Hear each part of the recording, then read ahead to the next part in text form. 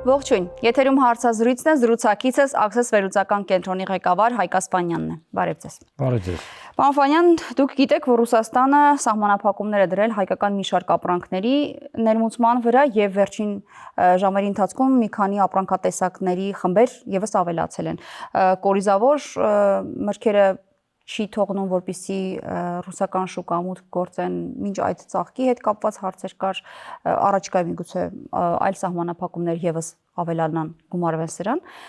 Ձեր վերլուծությամբ սա ինչի մասին է խոսում։ Սա զուտ տնտեսական սահմանափակում է, ինչպես իրենք են պատճառաբանում որակի հետ կապված, որոնք իբրև իրենց ասելով չեն համապատասխանում իրենց չափանիշներին, թե սա քաղաքական ճնշման գործիք է ներքաղաքական գործընթացների վրա ազդելու նպատակով, որովհետև հիմա նախընտրական շրջան է, մնացել է վերջին շաբաթը մի քանի օրեր եւ մենք տեսնում ենք, որ սահմանափակումների շղթան դեռ շարունակվում է ու ավելանում։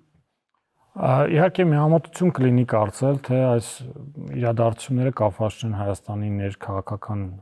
իրավիճակի հետ, բնականաբար մեզ բոլորիս պարզ է, որ ձեռնարկված միջոցառումներով Ռուսաստանը փորձում է ցույց տալ, թե ինչ տեղի կունենա, եթե պրոռուսական քաղաքական ուժերը չգան իշխանության Հայաստանում։ Սա ըստ էության իլյուստրատիվ այսպիսի մի իրավիճակ է, բայց միևնույն ժամանակ պետք է նշել, որ այնպես չէ, որ այդ խնդիրների մասին, որի մասին այսօր խոսում են մեր ռուս գործընկերները, օբյեկտիվ չեն։ Առանձին դեպքերում մենք ունենք արտադրողներ, որոնց արտադրանքը չի համապատասխանում ԵԱՏՄ պահանջներին։ Սրա մասին եւս պետք է խոսել եւ այս մասով ես կարծում եմ մեր կառավարությունը ունի դեռ քայլեր իրականացնելու, որով տվյալ ապրանքների նկատմամբ ավելի խիստ վերահսկողություն կսահմանվի։ Բայց դրանք համատարած չեն, չէ՞։ Չեմ կարծում, որ համատարած բնություն են դրանք։ Դուք ասում եք, սա այն բանի համար է նաև արվում, որ Հայաստանում ռուսական իշխանություն ձևավորվի։ Իսկ եթե չձևավորվի այդպիսի իշխանություն, ինչքան կշարունակվի ռուսական կողմի սահմանափակումը եւ մինչեւ որ կետի դա կարող է հասնել։ Ես համոզմունք ունեմ, որ ընտրություններից հետո իրավիճակը կգնա դեպի դեէսկալացիայի ուղղությամբ, այսինքն կփորձի որոշակի եզրեր գտնել ինչու համար, փորձել հիմնավորել։ Անկախ թե ինչպիսի իշխանություն կլինի Հայաստանում, բնականաբար Ռուսաստանը հետաքրքրված է հարաբերությունները պահելու Հայաստանի հետ։ Երբ որ նայում ենք մեր տարածաշրջանում ինչ իրավիճակ է ձևավորված եւ նաեւ Հայաստանի շուրջ ընթացող գործընթացները վերջին 6-7 տարիների ընթացքում մենք հասկանում ենք, որ Ռուսաստանի ռազմաքաղաքական ազդեցությունը Հայաստանի վրա բավականին թուլացել է եւ տնտեսությունը այն եզակի կապուղին է հանդիսանում, որը ոչ միայն թուլացել է, այլ նաև ավելի է ամրապնդվել Ռուսաստանի ազդեցությունը Հայաստանի տնտեսության վրա, հետեւաբար պետք է Ռուսաստանը հետաքրքրված լինի այդ, այսպես ասած, ազդեցության պահպանման ուղղությամբ։ Ինչ ազդեցություն կունենա սա Հայաստանի տնտեսության վրա։ Մենք պետքա դիտարկենք մի քանի ժամանակահատվածում, եթե կարճաժամկետ նկատի ունեմ 1-2 ամսվա ընթացքում, ես կարծում եմ դա այսպես ասած որոշակի խնդիրներ կառաջացնի մեր տնտեսության համար, բայց մարսելի է նաև հաշվի առնելով, որ կառավարությունը արդեն իսկ հայտարարել է որոշակի սուբսիդավորման պատրաստակամության մասին։ Եթե տևի շատ ավելի երկար, այսինքն այն մեր կանխատեսումը, որ ընտրություններից հետո իրավիճակը կգնա դեպի հարթվելու ուղղությամբ, դեէսկալացիա, ես նկատի չունեմ, որ հունիսի 8-ին կամ 9-ին այս ամենը կվերացվի։ Բնականաբար ոչ, դա կտևի որոշակի շաբաթներ, բայց կգնա դեպի իրավիճակի դեէսկալացիայի ուղղությամբ, այդ ցանկում նոր ապրանքներ չեն հայտնվի, եթե այսպես իլյուստրատիվ նկարագրելու լինենք, բայց եթե ինչ-որ իրավիճակում դա երկար տևես, նկատի ունեմ տարի կամ դրանից ավել, բնականաբար մեր տնտեսությունը դիվերսիֆիկացիայի ուղղությամբ այդպես արագ քայլեր չի կարող իրականացնել եւ դա բացաբար կանդրադառնա մեր եւ համախառն ավելացված արժեքի վրա եւ զբաղվածության վրա եւ ընդհանուր մենք տնտեսական մեր ցուցանիշները կվատթարանան։ Թվերով կասեք, ինչքան կլինի վատթարագույն սցենարը։ Դժվար է այս բանին հասկանալ, որովհետեւ մենք չենք կարողանում ժամանակահատվածը, ամեն ինչ կախված է ժամանակահատվածից։ Մենք օրինակ նույն ձգան մասով տեսանք, որ երկու արտադրողի մասով ըստ էության թույլատրեցին, որպեսզի նրանք արտահանեն Ռուսաստան։ Մեզ համար պարզ չի այս բանը կլինի համատարած, թե ընտրողաբար որոշ արտադրողների կթողեն, հետեւաբար որպես այդպեսին թվային կանխատեսումներ չունենք։ Մենք օրինակ գիտենք, որ մեր շատ ապրանքներ այդ թվում օրինակ ձկան մասով, բաժարեղենի մասով, մրգերի մասով 90%, 95% եւ ավելը առաքվում է ռուսական շուկա։ Կոնյակի մասով 84%-ը։ Եթե խնդիրները առաջանում, բնականաբար դա շատ էական մեծ կախվածությունն է, բայց օրինակ ես հիշում եմ գնահատականներ, որ Վլադիմիր Պուտինը հայտարարեց, եթե միայն գազի մասով օրինակ գինը ավելացնեն, դա Հայաստանի հնան 14%-ով կկրճատի, ես կարծում եմ դա շատ չափազանցված ցուցանիշներ են։ Իսկ որն է իրականությանը համապատասխան ցուցանիշը, եթե մի այսպիսի ապոկալիպտիկ, հա, իրավիճակ քննարկենք եւ սահմանափակվի բոլոր գյուղատնտեսական առողջային վերաբերող ապրանքների արտահանումը Ռուսաստան, եթե մեր միգրանտների, հա, աշխատանքային միգրանտների մուտքը Ռուսաստան սահմանափակվի, եթե մենք ունենանք ներմուծված գազի գնի բարձրացում,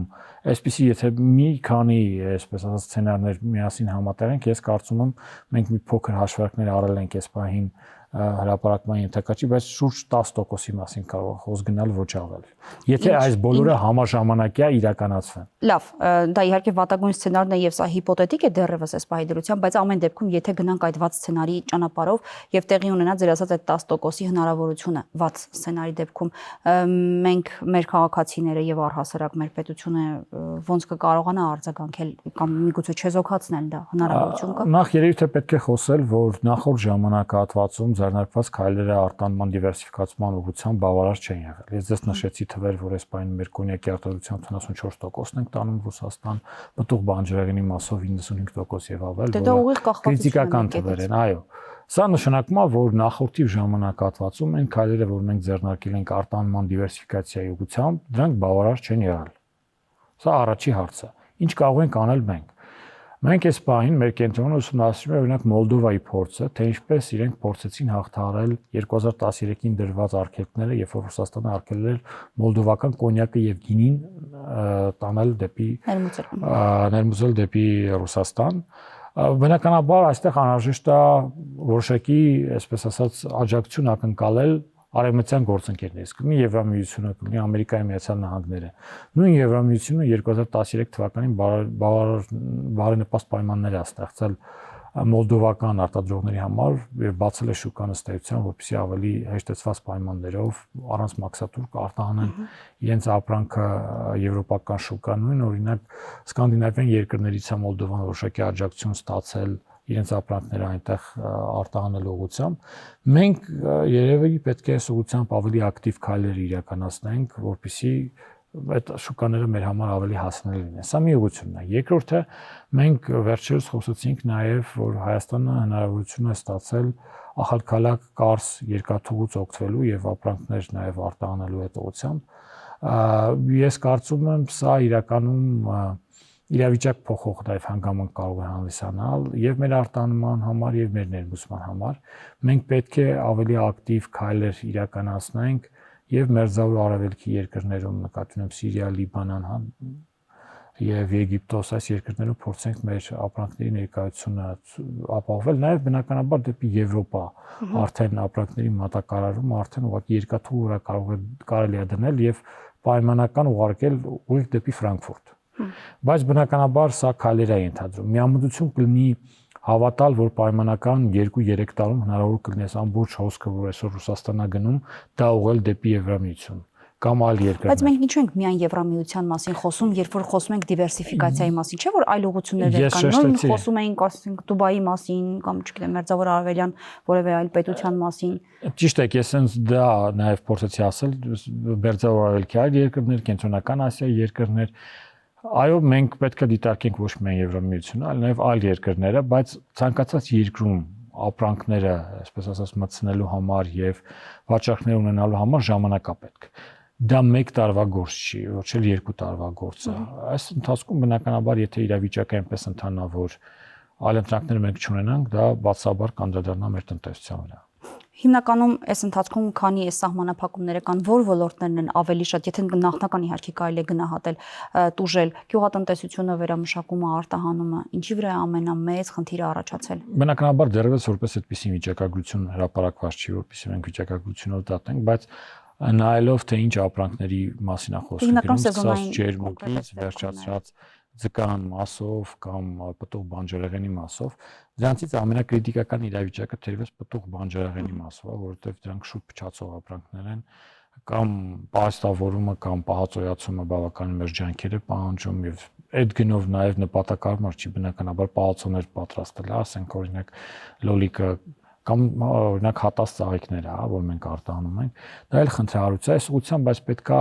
ակտիվ քայլեր իրականացվեն։ Մենք ընդհանրապես արտանման դիվերսիֆիկացիային ուղղված մեր քայլերը պետքա տարբեր ժամանակահատվածների համար տարբեր լինի։ Այս բանին մենք կրակը մարելու խնդիր ունենք, բայց կրակը մարելու խնդրից զատ մենք նաև հերանեկարային խնդիրներ ունենք այս արտանման դիվերսիֆիկացիայի եւ ոչ միայն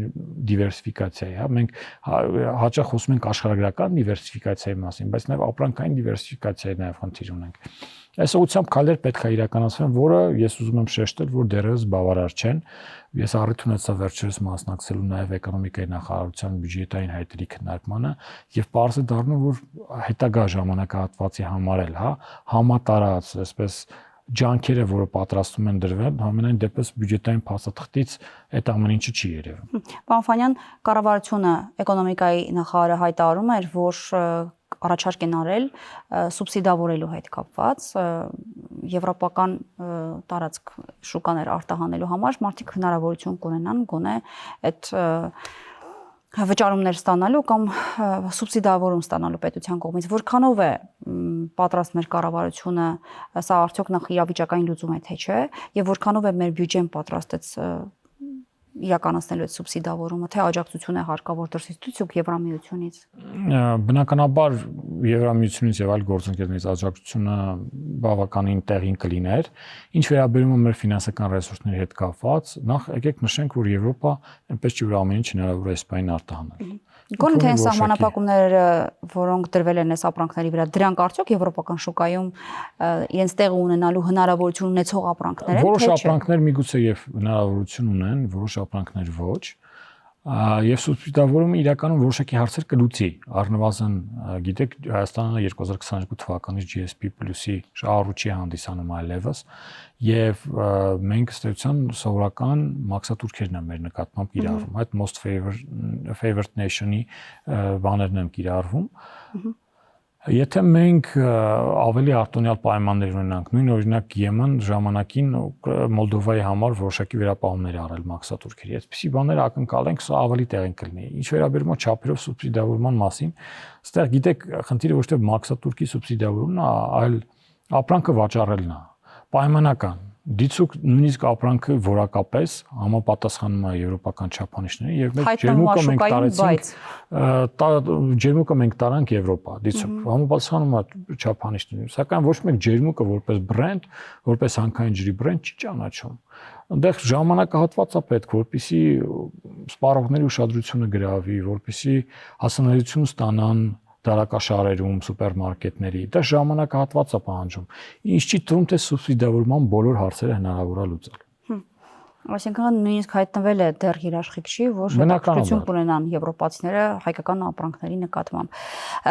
Լավ, իսկ մենք կարող ենք այսօր խոսել արտահանման կառուցվածքային ճգնաժամի մասին, թե դեռևս վաղ է դրա մասին խոսելը։ Ես կարծում եմ, այս բանը մի քիչ վաղ է դրա մասին խոսել, մենք ըստ շաբաթներ օրերի մասին ենք խոսում, այս սահմանափակումները մտցվել եւ ամենակարևորը չգիտենք երբ կավարտվի։ Սա շատ մեծ անորոշությունով պատված, այսպես ասած, ելք է, կլինի հունիսի վերջ, կլինի հուլիսի սկիզբ, օգոստոսի վերջ։ Կախված ժամանակահատվածից նոր հնարավոր կլինի ավելի կոնկրետ գնահատականներ տալու։ Ինչ կլինի ներքին շուկայում, թեկուզ այս կար ժամանակահատվածում տեղի ունեցածով պայմանավորված ապրանքները, որոնք գնում են հետ են վերադառնում են նորից։ Մեզ մոտ ապրանքների գները քիչն են, նույն գյուղմթերքի գները քիչն են, թե ինչ կլինի։ Որոշակիորեն, եթե տնտեսագիտական, այսպես տրամաբանությամբ առաջնորդվենք, կարելի է ակնկալել, որ տեղական շուկայում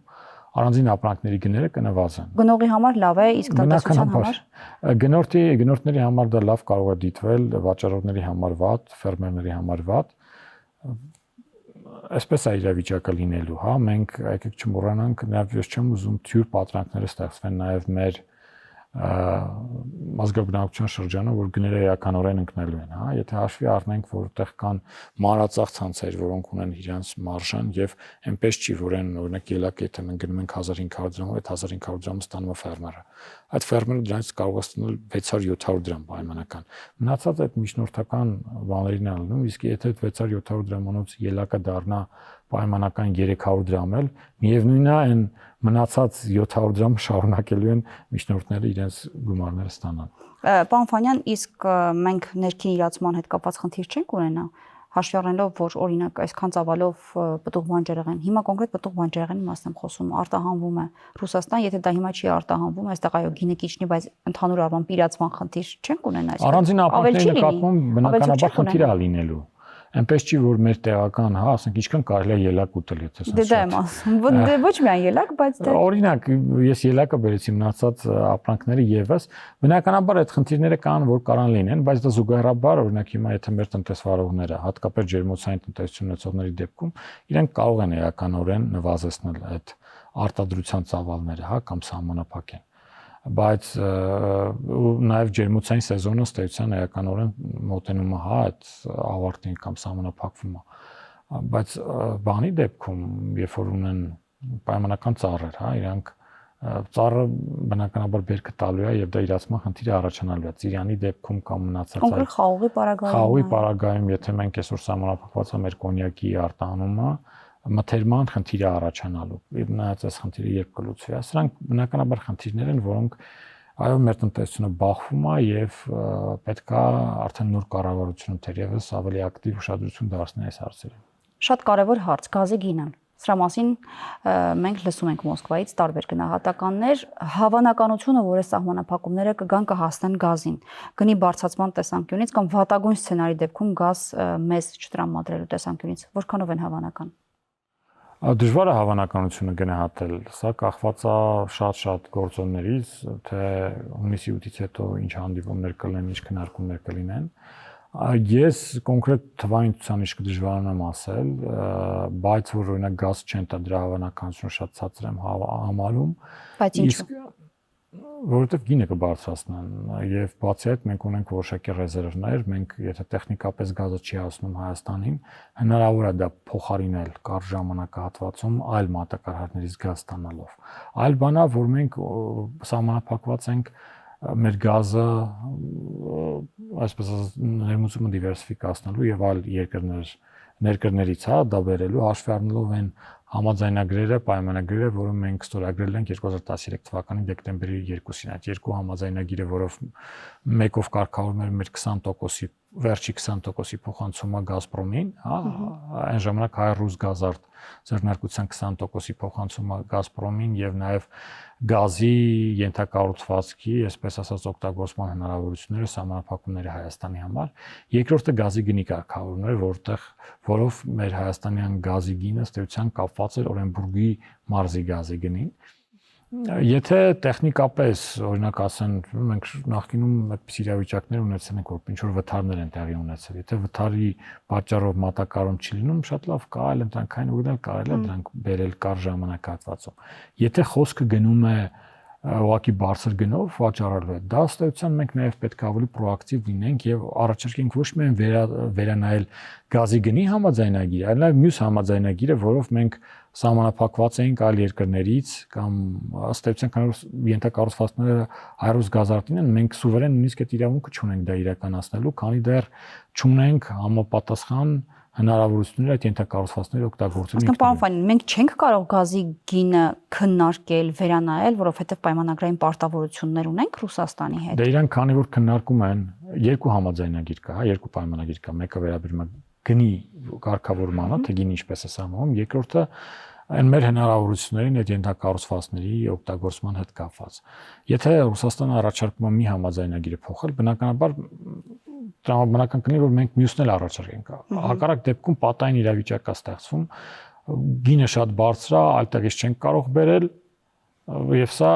բնականաբար քաղաքական բանակցությունների տեղիք պետք է տա, հա, սա տնտեսագետների լուծելիք հարցը չի։ Հնարավոր է այդ գազի պայմանագրից դուրս գալ։ Եթե քաղաքական բանակցություններ լինեն, բնականաբար այո հնարավոր։ Իսկ լավ, այլ ընտրանքային տարբերակներ, նույնիսկ եթե հնարավորություն ունենանք ձեռք բերելու գազ։ ասում են իրանական գազ մենք կարող ենք ներմուծել։ Դա արդյոք գնային արժեքով շատ է զիջում ռուսականին, թե ոչ, եւ ծավալային առումով մենք կկարողանանք Իրանից բերել այնքան գազ, որ մենք ստանում ենք Ռուսաստանից, կամ գումարած Իրանին մեկ այլ երկրից բերել ու ամբողջացնել այն ծավալը, որը մենք ռուսական կողմից ստանում ենք։ Տեղական պահանջարկը ամբողջովին հնարավոր չի իրանական գազի միջոցով բավարարել, շուրջ 80-85%-ն է հնարավոր բավարարել, բայց եթե գազամուղը վերազինվի պոմպերով, հա, եւ ըստ էության այդտեղ էլ բավականին մեծ ներդրումներ են պահանջում եւ ժամանակահատված։ Կար ժամանակահատվածում դա հնարավոր չի իրականացնել։ Մյուս օրինակ տարբերակը Թուրքմենիայից գազ գնելն է, այդպես ասած սովոր պայմանագրերով, երբ որ Թուրքմենիան մատակարարում է Իրանի հյուսիս-արևելյան հատվածներին, իսկ մենք հյուսիս-արևմուտքում ենք Իրանի գտնվում, իրանցից ենք ստանում այդ նույն ծավալով գազ։ Սա եւս տարբերակ է, որ կարող է լինել, բայց նույնիսկ համաձայնագրի շրջանակում ըստ էության սահմանափակված են դա իրականացնել։ Ես դեռևս տեխնիկական հնարավորությունների մասին եմ խոսում։ Երրորդ տարբերակը Ադրբեջանն է։ Ադրբեջանի միջոցով տեխնիկապես նույնիսկ մեկ շաբաթում հնարավոր է կազմակերպել Վրաստանի տարածքով, այսինքն այդ գազամուղով, եթե գալիս է այս բային ռուսական գազ, հնարավոր է վերափոխում իրականացնել եւ ուղղել Հայաստան ադրբեջանական գազ։ Բայց դրա հավանականությունը, ես շեշտում եմ, ենթակառուցվածքների օգտագործման նման պայմանագրերի արկայության պայմաններում շատ քիչ է։ Եթե մենք այդ համաձայնագրերը լիարժեք չենք, այսպես ասած, կարգավորել, այլընտրանքների մասին մտածել այս բային կարծում եմ մի քիչ վաղ է։ Եվ հերթը կհասնի ինչ որ կերպ հացահատիկին, թե սա ավելի մեծ սցենար է։ Գիտեք, պարային անվտանգության խնդրի կարող ենք ինչ որ կետում բախվել։ Մենք ունենք որոշակի ռեզերվներ, մեր այսպես ասած ռեզերվների մասին օրենքը, որը գործում է, ինքը ստիպում է, որպեսզի ներմուծողները, սկսած որոշակի ծավալից խոշոր ներմուծողները ունենան որոշակի պահոստներ։ Սա թույլ կտա, որ դիմանանք մենք որոշակի ամիսներ, բայց եթե քրիտիկական մի քանի ամիս, 2-3 ամիս, միգուցե ավելի երկար, բնականաբար պաշարների ԵՍՊԱ-ի մակարդակը ինքը հանդիսանում է պետական գաղտնիք։ Մենք չգիտենք, թե ինչքան պաշարներ կան մեր տեղական էլևատորներում, հա, մեր պահեստներում ինչքան ալյուր կա։ Բայց եթե քրիտիկական այդպիսի իրավիճակ լինի, բնականաբար մենք կարանք այլընտրանքային շուկաներ դիտարկենք ծորենի մատակարարման ուղղությամբ։ Օրինակ, եթե երկաթուղին աշխատի եւ մեր մատակարարումները կարանք օպտիմալ ոնց որ բանանեն, կարա դիտարկվի նաեւ ղազախական ծորենի տարբերակը։ Միգուցե ավելի Ադրբեջանի տարածքով։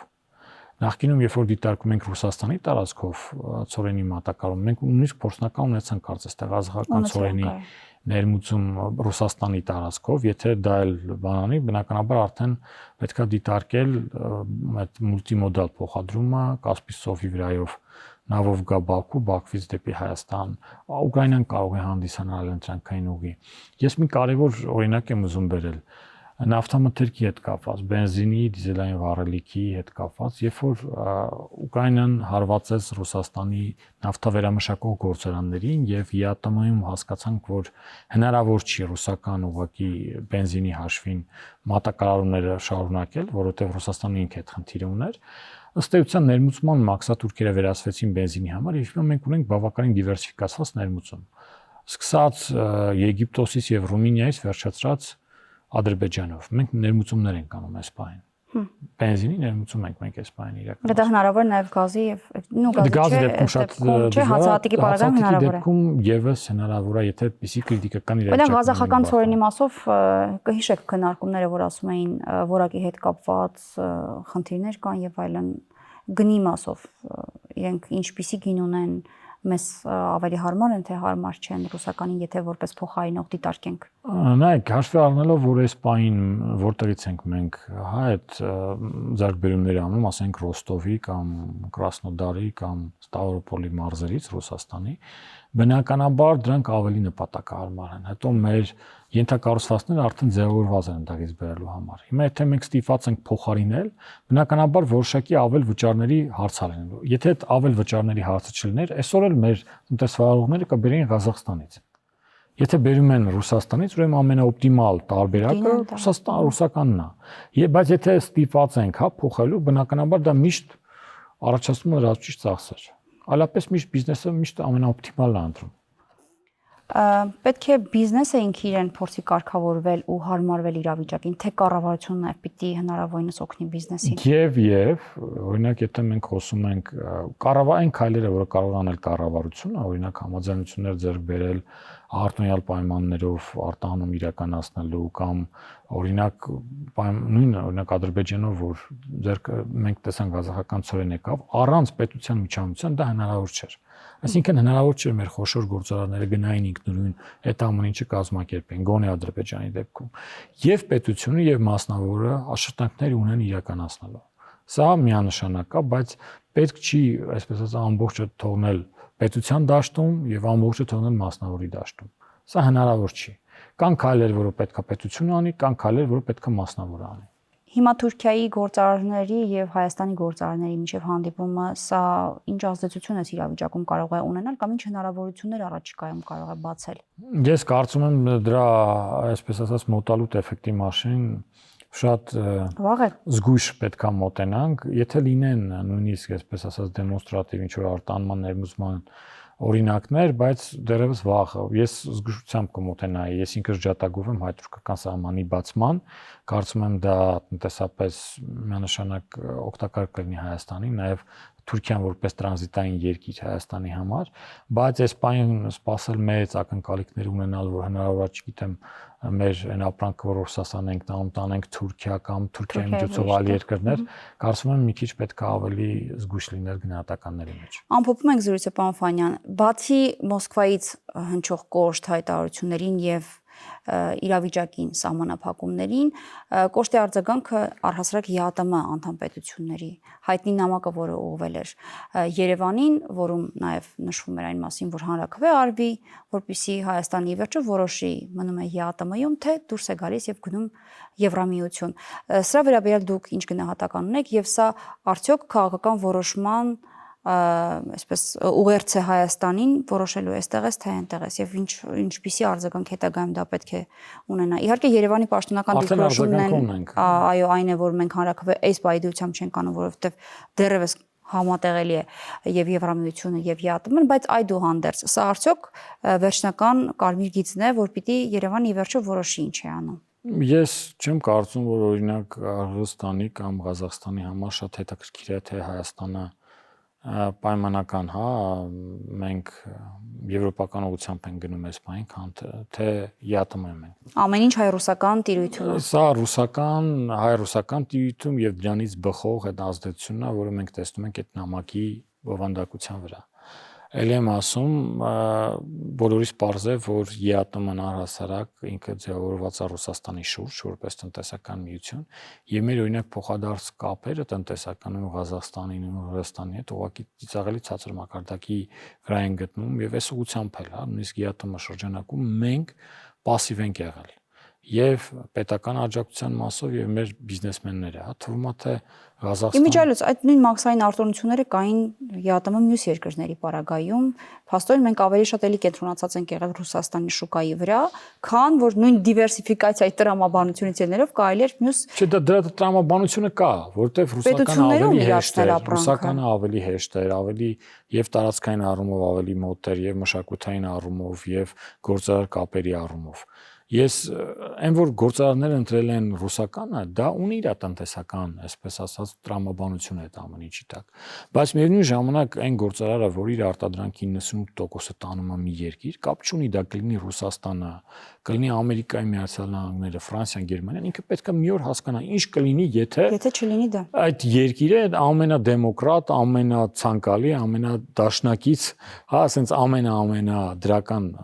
ածականներով երկիրը որոշի հանկարծ սահմանափակել։ Բնականաբար նաև այդ գործարարը պետք է մտածի արտահանման դիվերսիֆիկացիայի մասին։ Եթե գործարարը չի ուզում, պետությունը չի կարող ուղղակի ստիպել։ Բայց պետությունը, եթե նախ առաջինը պետք է գործարարի ցանկություն, երկրորդ պետության աջակցություն, որը թույլ կտա այդ ամեն ինչը իրականացնել։ Շնորհակալ եմ զրույցի համար։ Շնորհակալ եմ հրավերի համար։ Զրուցակիցս Հայկ Ասպանյանն էր, կհանդիպենք։